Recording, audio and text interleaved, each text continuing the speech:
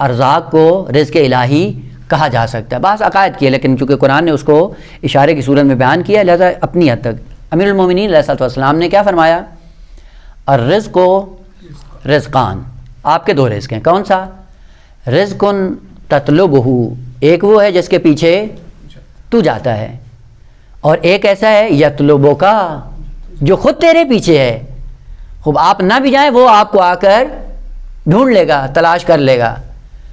بس رزق دو طرح سے ہیں، ایک وہ ہے کہ جس کے پیچھے انسان تگ و دو کرتا ہے، اپنی زندگی خرچ کرتا ہے، خرچ کرنے کے بعد وہاں تک پہنچ جاتا ہے، اور بعض ہے کہ کچھ بھی نہیں کرتا لیکن مل جاتا ہے، وہ رزق اس کی تلاش میں ہوتا ہے۔ وہ رزق جو انسان کی تلاش میں ہوتا ہے وہی رزق انسان کی حیات ابدی کا سبب بنتا ہے۔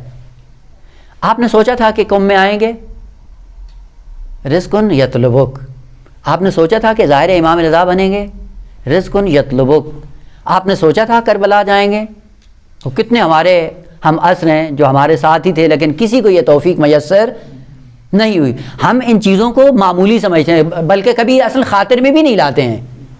اور آپ کو پتہ ہے معصومین کی دنیا میں واحد معصوم جس نے عالم برزخ اور عالم محشر میں محفوظ رکھنے کا وعدہ کیا فقط امام رضا ہیں، واللہ سب ائمہ نے کہا کہ نہ، ہم شفاعت کریں گے لیکن اگر انسانی شکل میں آئے عالم محشر میں تب کریں گے، وہ قبر میں کہا ہم نہیں آئیں گے، عالم برزخ اپنا خود اہتمام کر کے آؤ۔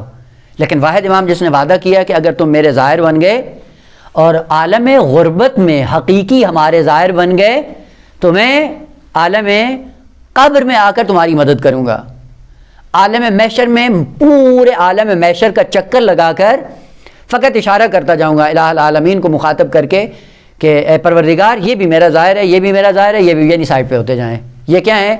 فضا محشر سے محفوظ رہیں گے، امنیت میں ہوں گے، اب یہ کسی اضطراب کا شکار نہیں ہوں گے۔ عجیب بات یہ ہے کہ یہ کون سا رزق ہے کہ یطلبک، یہ آپ کے پیچھے ہے، آپ اس کے پیچھے نہ جاؤ۔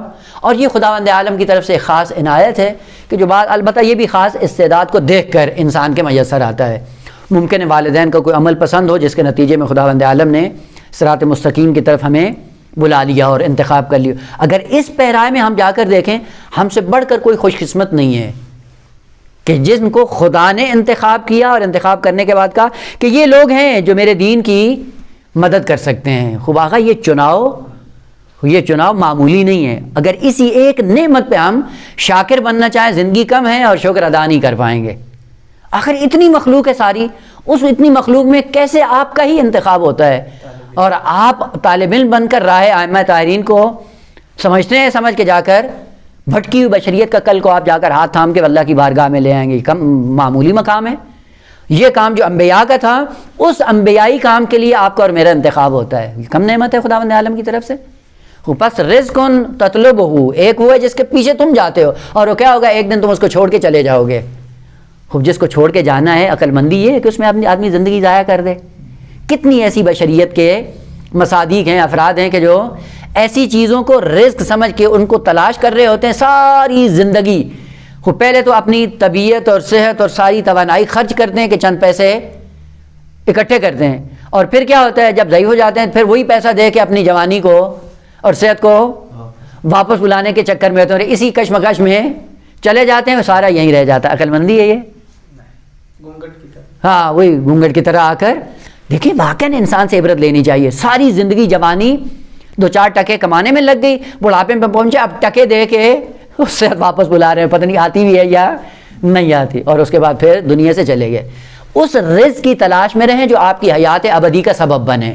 خوب اس کے لیے کیا ہے؟ خوب یہی راستہ جو قرآن نے ذکر کیا، تقوی اختیار کرو، رزق تمہیں میسر آ جائے گا۔ من یتق اللہ کیا ہے؟ یرزقہ من حیث لا یحتسب، تقوی اختیار کرتا کہ اس رزق الہی سے ہم کنار ہو جاؤ، وہ رزق ملے۔ اور ہم نے چونکہ پہلے رزق کا مساق غلط بٹھایا ہوا ہے، جب بھی رزق کی بات آتی فوراً وہیں پہ منتقل ہو جاتے ہیں۔ شاید پیسے ٹکیں اعتبارات کا نام ہے، نہ اعتباریات کا نام رزق نہیں ہے۔ خوب مما رزقناہم، کون سی چیز ہے جو رزق الہی ہے؟ رزق الہی وہ